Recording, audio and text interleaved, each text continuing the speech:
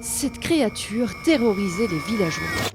En 1632, la Normandie vit dans la terreur d'une bête furieuse.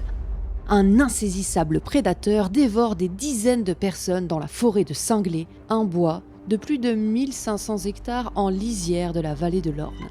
La première mention de l'animal est faite dans la Gazette du 19 mars 1632 qui le décrit comme un grand dogue d'une vitesse et d'une agilité extraordinaires. Des récits d'attaque courent de village en village. La bête est surnommée la bête de Caen, la bête de Cinglé ou encore la bête d'Évreux.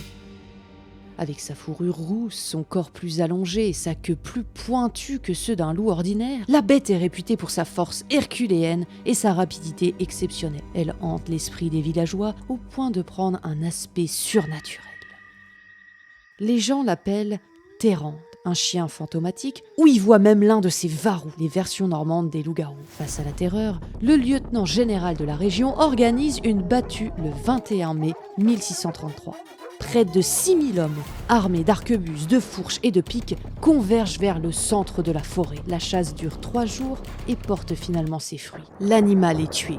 Il est identifié comme étant un loup, bien que son comportement n'ait rien de commun avec celui d'un simple canidé. Les mystérieuses morts cessent et le calme revient dans la région. Et pourtant, même si le mystère de la bête de Cinglé semble résolu, de troublants détails continuent de hanter les esprits. Il ne serait plus question d'un loup solitaire et agressif, mais bien l'œuvre d'êtres humains. À noter que les attaques se déroulent lors d'une période de famine, de troubles sociaux propices au banditisme. Alors, s'agit-il d'un loup ou d'une bête humaine ? Le mystère demeure.